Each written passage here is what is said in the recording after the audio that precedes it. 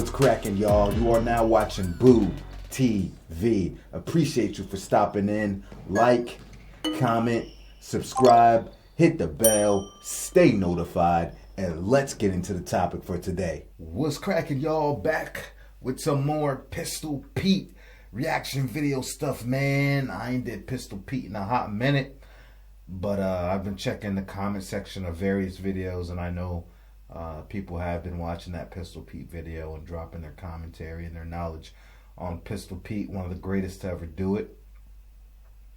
Really the first showman in the NBA. Pistol Pete was phenomenal. Underrated basketball player, you know, multiple time All-Star. I think he was an All-Star 5 or 6 times. Made a handful, maybe 5 or 6 All-NBA teams between first team and second team. Remember, he led the league in scoring one year. Could really pass the ball. Not necessarily like a 10 assist kind of guy, but man, he could throw some dazzling passes and wow people on the fast breaks. The OG and one baller, man. The OG street baller, man. You know what I mean? Pistol Pete Maravich, man. Was a stud in college and a hell of a player in the NBA.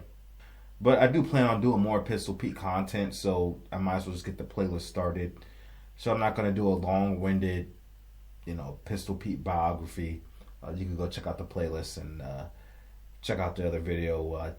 Talk more in depth about, Pistol Pete's NBA career. And, reacted. I think if I did do a reaction video, it might have been like a biography if I'm not mistaken. But who knows? I have a bad memory. Let's get into the video. By the way, this video is submitted to us by the boy Crayontis. Appreciate you. Drop some more Creighton Crowley stuff for us, so definitely gonna check out this Pistol Pete stuff. And Marty McFly goes back in time and plays Johnny B. Good at the school dance. And he gets to the solo and he just starts putting on a show. Hopping across the stage, sliding on his knees, playing behind his back, and just shredding the whole time. And when he finally opens his eyes at the end, he realizes that the whole school is just staring at him, dumbstruck, like he grew a pair of antennae. He hands his guitar away and says, I guess you guys aren't ready for that yet. You kids are gonna love it. That is Pistol Pete Maravich in a nutshell. Someone who came way before his time, like he'd been sent from the future. But Pistol Pete's mission wasn't to save his parents' marriage. It was to put on a show, which he did. His NBA career lasted 10 years, from 1970 to 1980. The Pistol was named to the NBA's 50th and 75th anniversary teams, was a 5-time All-Star, and a 4-time All-NBA selection. He was inducted into the Naismith Basketball Hall of Fame in 1987, and is on the Mount Rushmore of the greatest college basketball players in history. I want to be very clear about something. Pete Maravich was different, okay? He was built different. And not different as in worse, like me. Maravich was a wizard. Benjamin Franklin would have been jealous of his ingenuity. One of his NBA teammates described him as a stepchild of the human imagination. He handled the ball like he had it on a string. His acrobatic layups are singularly out of place in the NBA of the 1970s. The range and precision on his jumper could not have been better suited for a league with a three-point line. His no-look passes foreshadow the era of Showtime. And he did so much other odd, groundbreaking shit. So much stuff that was so outstandingly unique that I have no hesitation in calling him the most creative offensive player in NBA history. When he was young, he would make up exercises and drills to hone his reflexes and ball handling abilities. He called these drills homework basketball, and eventually sold them as a DVD. Way up. Get it in there. That's right. And go all the way around like this. That's right. He was different. Do you believe me now? He was obsessed with basketball and pushing its boundaries. His father, Press Maravich, was an accomplished coach who held the head coach position at programs like Clemson, NC State, and LSU. The relationship between the two was demanding. Press wanted his son to be the best player he could possibly be, and Pete was up to the task. There are Bo Jackson-esque stories about Pete dribbling basketballs out of the windows of moving cars and in the aisles of movie theaters as a kid. He called his younger self a basketball android and got his nickname around the same time, when a newspaper reporter noted his tendency to shoot the ball from his hip like a pistol. And that reporter had plenty of opportunities to see it. Even as a kid, the pistol liked to shoot. When it came time for Maravich to pick a college, it was barely a choice. Press had just accepted the head coaching position at Louisiana State University. And when Pete got the offer, his father told him, "If you don't sign this, don't ever come into my house again." Freshmen weren't allowed on varsity teams back then, so Pete spent his first year in college on the JV squad. No one has equaled what he then did in his 3 years as a varsity starter. In his sophomore season, he set the D1 single-season record for scoring average. 1,138 points, an average of 43.8 points a night. He did it again his junior season. 1,148 points, a rate of 44.2 points per game. And his senior season remains, over 50 years later, the most points ever scored in a single season of D1 college basketball. 1,381 points, 44.5 points per game. In those 3 years, he had 28 games in which he topped 50, including a game in which the Pistols scorched the Alabama Crimson Tide for 69 points. A single game record for the sport at the time, and one that stood for 21 years. In total, he scored 3,667 points over his 3-year career. His average over those 3 years was 44.2 points a night. Both are still the highest figures ever recorded in D1 history. And don't forget, he did all of that in just 3 years of college, without a three-point line. All the while, he got people excited about basketball, excited to see him play basketball. The LSU's basketball arena was nicknamed the Cow Palace. It shared the same building as the agricultural school and often reeked of manure. And the Pistol packed it, night in and night out. The state of Louisiana embraced him. By the end of his collegiate career, in what is as much of a football state as there exists in this country, there were basketball hoops in the driveways of nearly every house in Baton Rouge. LSU's arena today bears his name. The guy was an electricity factory.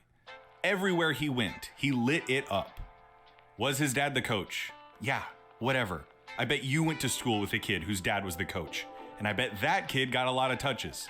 And I still bet that kid wasn't as good as Pistol fucking Pete was.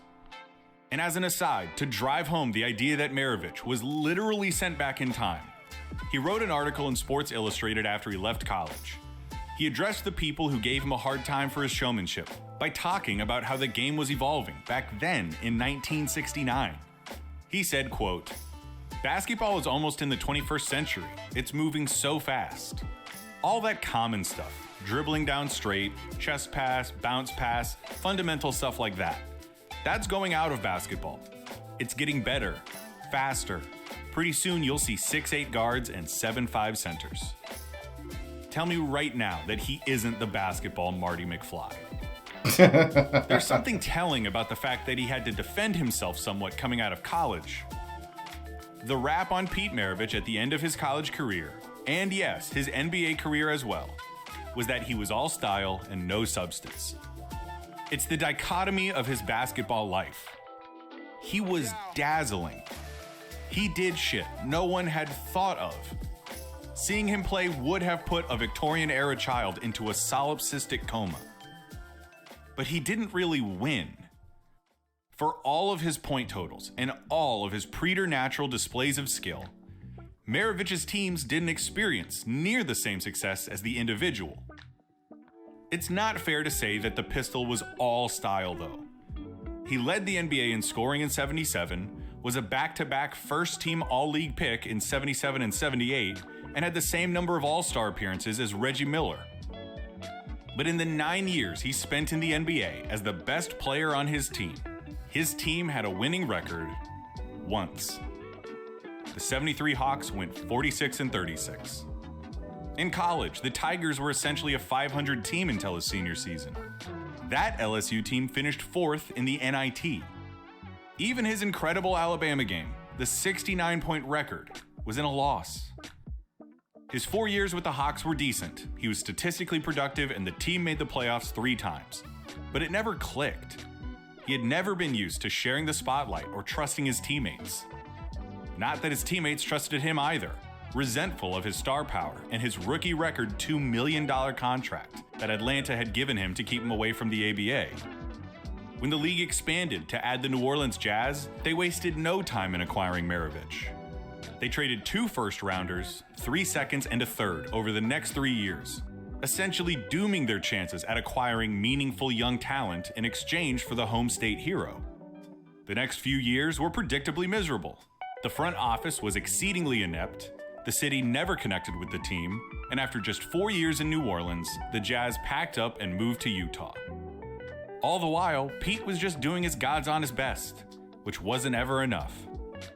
He was out there trying to inject a little vibrance and life to a team without a plan, in a city that has never loved basketball, in a league clinging to life support by playing a style of basketball that was not conducive to winning.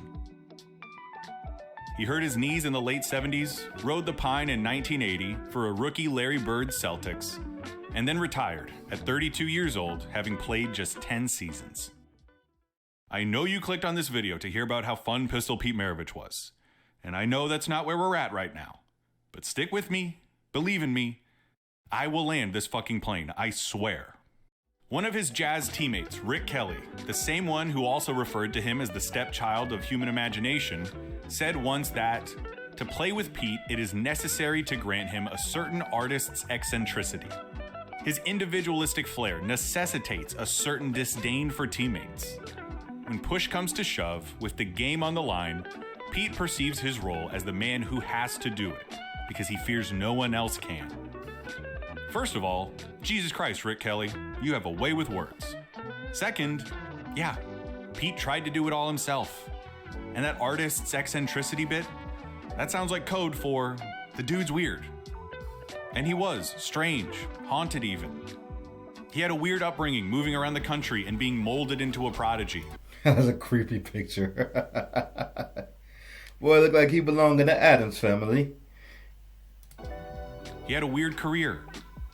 He was a vegetarian back when that was not a cool thing for an athlete to be. Right? Expressed the desire to be abducted by a UFO, and how he wished he could turn invisible so that he could kill the heads of the banking families. I think Pistol Pete is just saying what everybody else is thinking inside their head, but too scared to say out loud. Yo, I love weird people. I'm weird myself, so I'm all with the weirdness. When he retired, he spent the next 2 years as a recluse, just trying to make heads and tails of things. He found religion and spent the last few years of his life as an evangelical Christian. What? In 1988, playing a pickup basketball game at a church, Maravich had a heart attack and died at the age of 40, with an autopsy revealing he'd lived his whole life missing his left coronary artery. What? I am going to land this plane. It's sad. In fact, I would go so far as to say that it's a downright bummer. A few years before his retirement, his former Hawks teammate Lou Hudson said, "Raw talent-wise, he's the greatest who ever played. The difference comes down to style. Always, no matter what he does, he will be a loser. That's his legacy.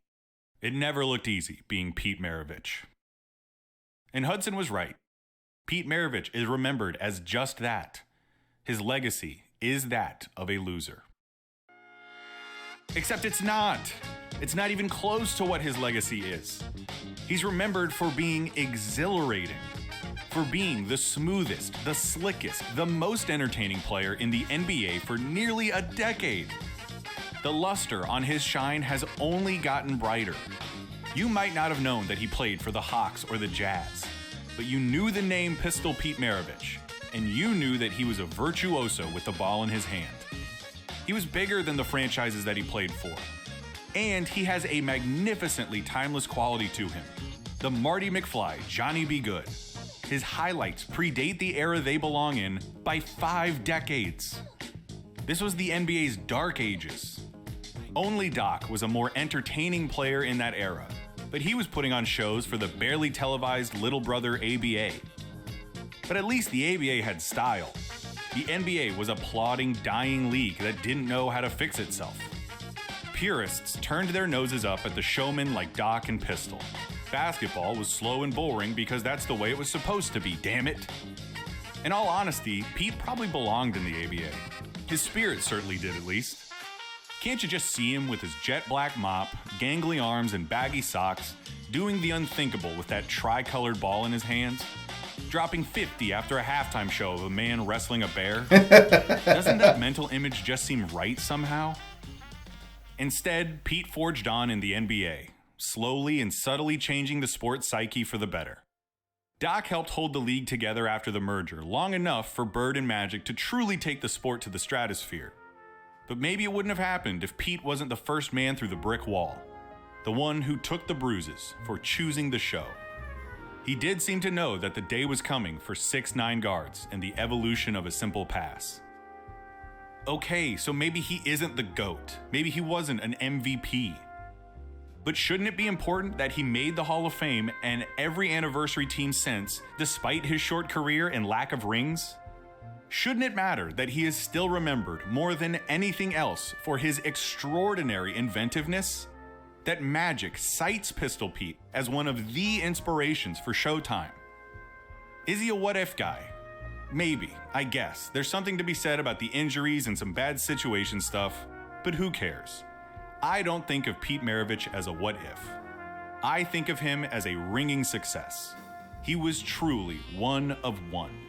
There has not been, nor will there ever be, anything like him. Ooh. Sure, there might have been players who were technically better at the facets of his game. But to invoke the name of Pistol Pete is to say that this guy is as good at this thing as it gets. As thrilling, as entertaining as someone can be. That is the legacy of Pete Maravich. Someone who made the spectacular routine. The lone ray of light in an otherwise dreary NBA.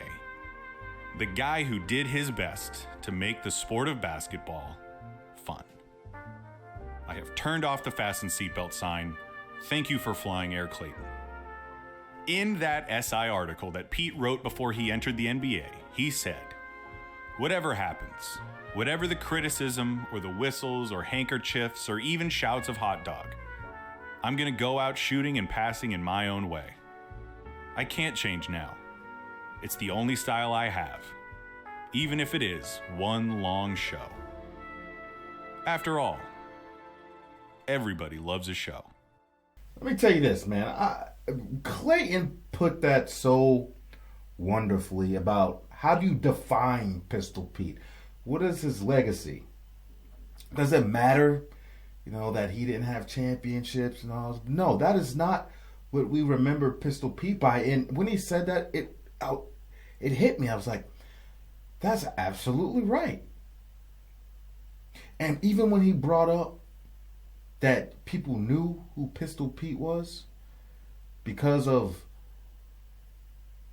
what he was as an icon and what he brought to the game of basketball, way ahead of its time, the showmanship, that was his legacy, invoking the excitement, the thrill, the fun. And it hit me. And I was like, man, I was as Clayton was talking, when he said that, I went back to my childhood. And I was like, when I first heard about Pistol Pete, I was maybe in middle school. At the latest high school, 9th grade, at the latest. I never seen him before. I never seen video footage of him before. But somebody told me about him, and it stuck with me forever. Told me all the things he could do. And people around school would use, he like Pistol Pete. Or they would do some pass and they'd be like, Pistol Pete, bruh. Or like, that's that pistol. That's that Pistol Pete. And at the time, I started saying stuff like that, and I still hadn't seen the guy do a single goddamn thing, but I knew that he did it because that was the knowledge that was bestowed upon me, and I ran with it. And sure enough, it was accurate information. And I don't know how old I was when I actually saw Pistol Pete Maravich video footage and learned more about him, and I was blown away. I remember I was blown away by the things this guy could do on the basketball court, especially back then, what he was doing, things that nobody else could do or would do, because the rules were definitely a certain way, about what you could do as far as dribbling. In fact, I think it might even be true that Pistol Pete probably got away with some stuff that generally would be called back then, but I could be wrong. But at the same time, Pistol Pete was the first person doing these things that the refs are probably like, what the hell did I just see? Are we going to call a travel or not? Are we going to call double dribble or not? Nope. Let the game go on. Because it's like he was showing people things for the first time. You know what I mean? And how do you react as an official in that moment? And was there replay? I don't even think there was instant replay back then. When did instant replay become a thing? It was the 2002 NBA season when they first implemented instant replay for use of aid for the officials. I thought it was earlier than that. I didn't know it was that late. Damn. I thought it might have been late 80s, 90s maybe, but no. Everybody knew who the hell Pistol Pete was and what he meant, and a lot of us hadn't even seen him. Some of us didn't even know what he looked like. But we knew what he represented and his legacy. And the moment we got a chance to do more research and see that video footage and gain even more of an understanding and enlightenment, and then it really truly begins to resonate with you. You know what I mean? He was an icon. I remember playing at the courts after school or during school. I'd come down, I'd do the fake behind the back, bring it up for the layup, or the fake behind the back, bring it back in front, no look. It's the people say Pistol Pete. You know what I mean? And I didn't know a damn thing about. I didn't know what team he played for. I had no idea what team he played for. I had no idea if he had any championship, any MVPs. I had no idea about his All-Stars. I didn't know anything about the guy outside of the dude could do things, dribbling and passing the basketball that was, ahead of his time, and he was Showtime before Showtime, the absolute showman, the first and one baller, and that's all I knew, and we ran with it, and he was a legend in our eyes. You know what I mean? There used to be a game back in the 2000s when and one started becoming real popular in the and one basketball league, and then they came out with video games. I know one was called NBA Ballers, but I think that one had mostly NBA players, if I'm not mistaken. But they did have the and one basketball game. I think it was called and one Street Ball. Don't quote me on that. I don't know if you could unlock Pistol Pete. This was before DLC was a thing for video games. But if there was like a cheat code and you could unlock Pistol Pete and he was like the god level character in the and one video game, or even in NBA Ballers, that would be dope. I don't know. Like he's the only 99 in the game was Pistol Pete. That would have been cool. But I don't know if that was a thing. Because when we was watching and one, I thought the best player in and one was probably Hot Sauce, or at least the best ball handler. Hot Sauce was nasty. You had the Professor. You had Escalade. I think Escalade passed away. Rest in peace. Of course, you had Ray for Austin. Skip to Malou. You had that cat named Spider. I can't remember the other people's names, man. But and one caught serious fire in high school. It did. And I remember when we be watching the And1 mixtape, some of us would be like, "Yo, that's like if Pistol Pete." They're like, yeah, but you can't do that in the NBA. As I said, like they nice, but them boys can't play by NBA rules. They can't play in the NBA. Most likely not. But I remember we'd always say, but Pistol Pete did.